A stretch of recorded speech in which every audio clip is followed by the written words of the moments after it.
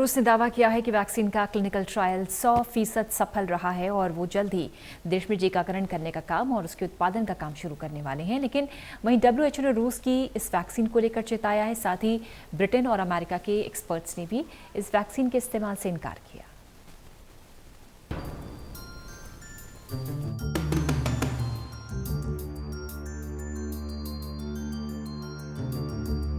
दुनिया में corona virus के लिए वैक्सीन बनाने की कवायद तेजी से चल रही है। अभी तक किसी भी देश को इसकी वैक्सीन बनाने में सफलता नहीं मिल पाई है। हालांकि जब सभी देश वैक्सीन को बनाने की कोशिशों में जुटे हैं, तभी रूस ने अपने क्लिनिकल ट्रायल के 100% सफल होने का दावा किया है। यहाँ तक कि रशिया सरकार ने इस वैक्सीन की तारीफ भी की है। रूस का कहना है कि लगभग इस वैक्सीन का ट्रायल 42 दिन पहले से शुरू हुआ था। 42 दिन के बाद ये ट्रायल अब पूरी तरह से सफल साबित हुआ है।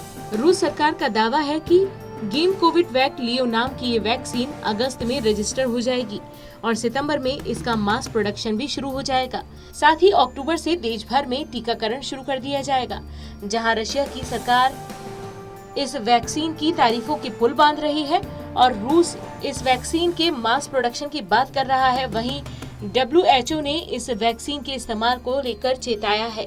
साथ ही ब्रिटेन ने भी रशिया वैक्सीन के इस्तेमाल करने से इनकार कर दिया है। अगर रूस ये दावा कर रहा है कि उसकी वैक्सीन का ट्रायल 100% सफल रहा है और वो देश में जल्द से जल्द इसका टीकाकरण शुरू करने का काम करेगा, वहीं आखिर रूस की इस वैक्सीन को लेकर WHO को भरोसा क्यों नहीं है और साथ ही ब्रिटेन ने इसके इस्तेमाल न करने की बात क्यों कही है? रूस की इस वैक्सीन पर इतने सवाल क्यों उठ रहे हैं? तो चलिए आपको बताते हैं। दरअसल इसके पीछे एक ठोस वजह है। ब्रिटेन, अमेरिका समेत तमाम यूरोपीय देश के कुछ एक्सपर्ट रशियन वैक्सीन की सेफ्टी और इफेक्टिवनेस पर सवाल उठा रहे हैं। असल में उन्हें रूस के फास्ट ट्रैक अप्रोच से दिक्कत है। कुछ विशेषज्ञों ने वैक्सीन के तेजी से विकसित किए जाने पर चिंता जाहिर की है। उन्होंने वैक्सीन की सुरक्षा के प्रति सुनिश्चित हुए बिना राष्ट्रीय प्रतिष्ठा की खातिर उठाया गया कदम बताया है।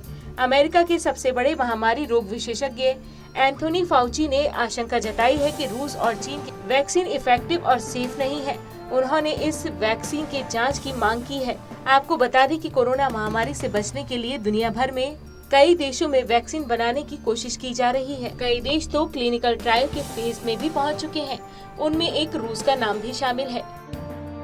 भारत, ब्रिटेन, रूस, अमेरिका जैसे कई देश कोरोना की वैक्सीन तैयार करने के करीब हैं। कोरोना महामारी को मात देने के लिए दुनिया भर में 120 से ज्यादा वैक्सीन कैंडिडेट पर काम हो रहा है, जिनमें से 20 से ज्यादा वैक्सीन क्लिनिकल ट्रायल की फेज में है।